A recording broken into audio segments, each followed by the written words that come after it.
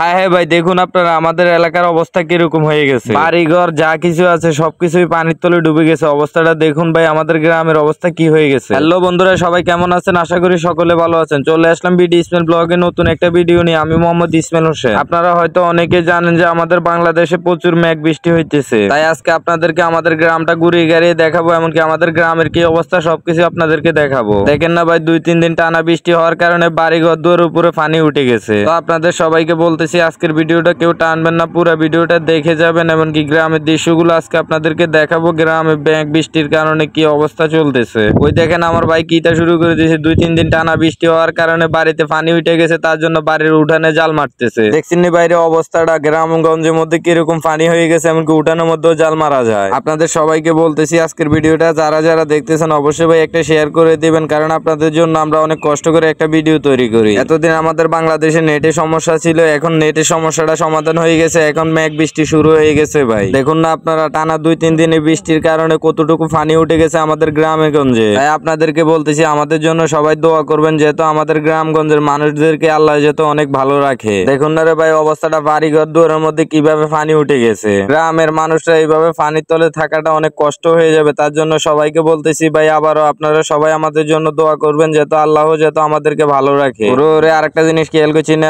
শুধু বাড়িঘর দুয়ার নয়, এমনকি রাস্তাঘাট সবকিছুই পানিতে ভরে গেছে। অবস্থাটা দেখছেন, মানুষের চলাচলটাও বন্ধ হয়ে গেছে। অবস্থাটা দেখছেন ভাই কিভাবে হানির হুত নামতেছে। এইভাবে হানির হুত যদি আর 2 দিন নামে তাহলে আমাদের গ্রামগঞ্জে সবকিছুই ডুবে যাবে। আরেকটা জিনিস আপনারা খেয়াল করছেন, অবস্থাটা দেখছেন মানুষের ফসলগুলো, সোনালী ফসলগুলো কিভাবে ডুবে আছে, এমনকি কি অবস্থা হয়ে গেছে দেখছেন অবস্থাটা। চারিদিকে শুধু পানি আর পানি, আর কিছুই দেখা যায় না। ওরে আনা করে আরেকটা জিনিস তো কইতাম মনে নাই। অবস্থাটা দেখছেন আমরা জিয়ানো বয়ন বয়সটা দিতাম আছি, এমনকি প্রতিনিয়ত এখানে বসে বসে বয়স দিয়ে এখানেও পানি উঠে গেছে। বাইরে ভাই আপনাদেরকে কিভাবে বলে বোঝাবো, একটা ভিডিও তৈরি করতে, এমনকি ভিডিওতে বয়স দিতে, মিলাতে, সবকিছু করতে যে কতটুকু সময় লাগে সেটা আপনারা যারা ভিডিও করেন তারা ভালো করেই জানেন। তাই আপনাদেরকে বলতেছি ভাই, অবশ্যই একটা লাইক, একটা কমেন্ট, একটা শেয়ার করে দিবেন। তো আজকের মতো আমি এখানেই বিদায় নিচ্ছি। সবাই ভালো থাকবেন, সুস্থ থাকবেন। দেখা হবে নতুন কোনো ভিডিওতে। আসসালামু আলাইকুম।